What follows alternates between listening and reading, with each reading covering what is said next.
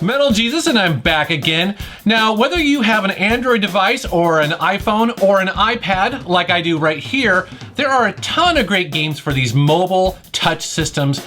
And I want to show a couple that I've been playing lately. I'm going to actually show you 9 games I've been playing on my iPad. And that ranges from everything from pinball to arcade games to racing games to even classic Sierra-style adventure games. This is going to be a pretty cool video. Let's take a look.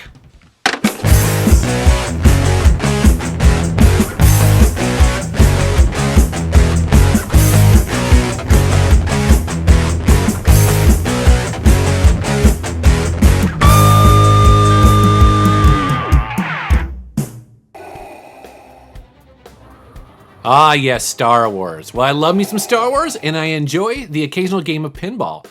Star Wars Pinball is a new set of tables for the award-winning Zen Pinball franchise, and I love it. I mean, I've played a bunch of this.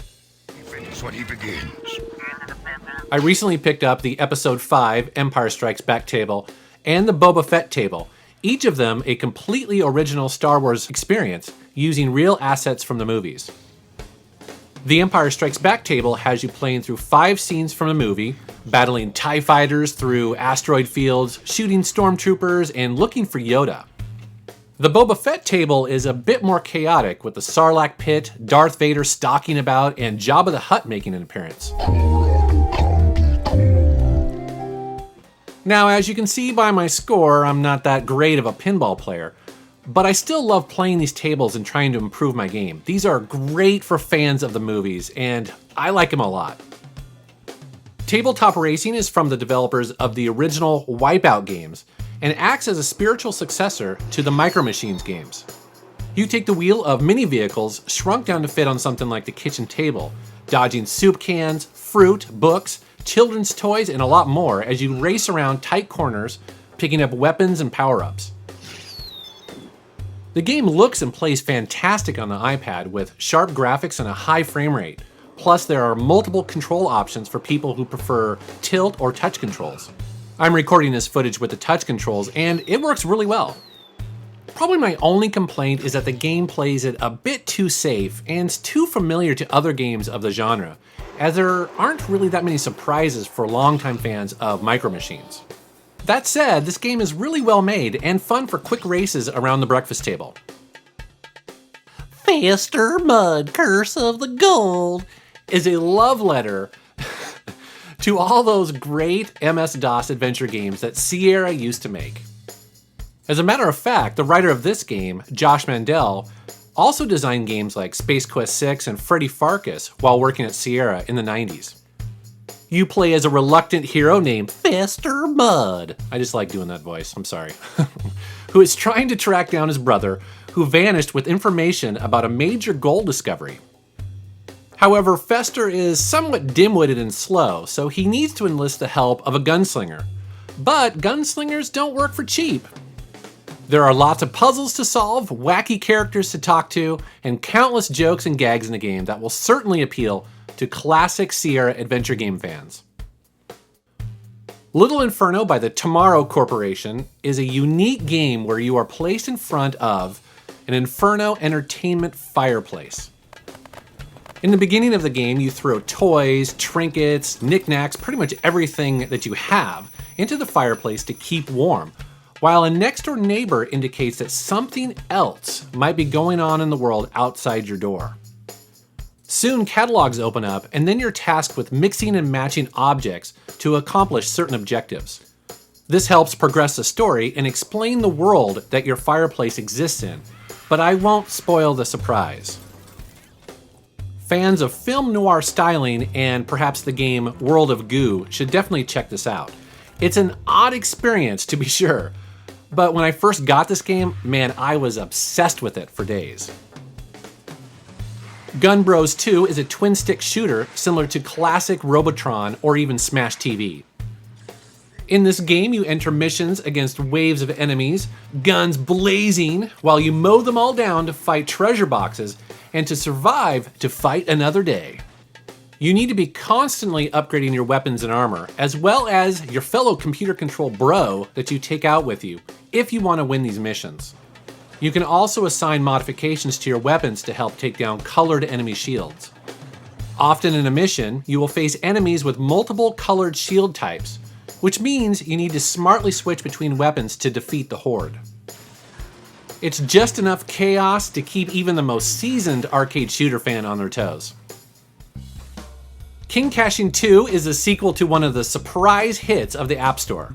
Imagine a full-blown turn-based combat engine mixed with a slot machine, and then add zombies. I'm sure, why not? King Cashing 2 has more weapons, more levels, and more heroes, and it adds a compelling graphic novel story to the mix. I mean, it all just makes the experience even better than the original.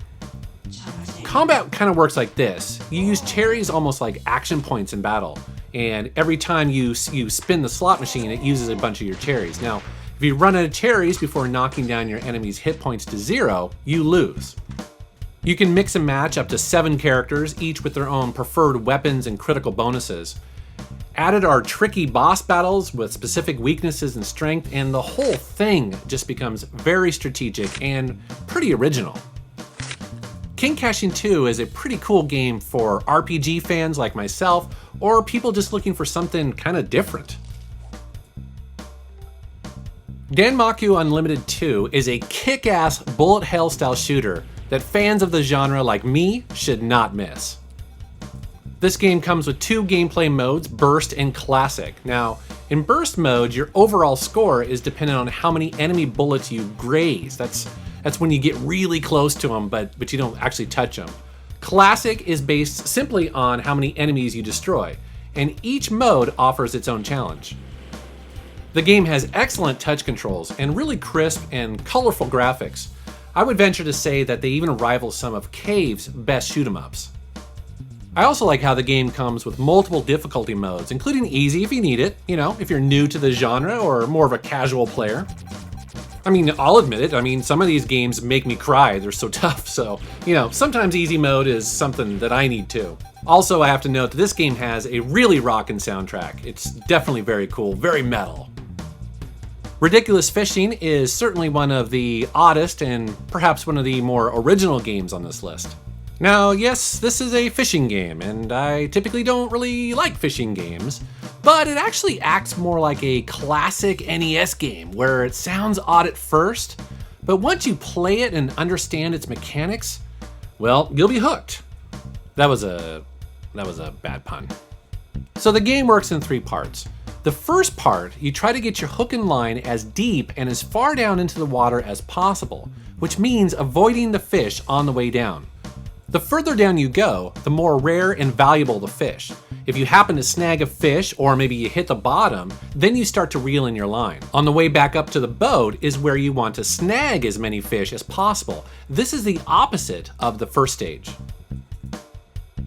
And then when you finally reel your line back up to the boat, you'll throw all the fish into the air, and here's where you whip out your shotgun or your Uzi, and you just start firing your weapon. Now you want to shoot as many fish as possible before they all fall back into the water.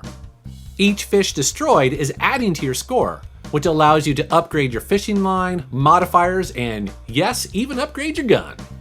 This is truly unlike anything else I have ever played.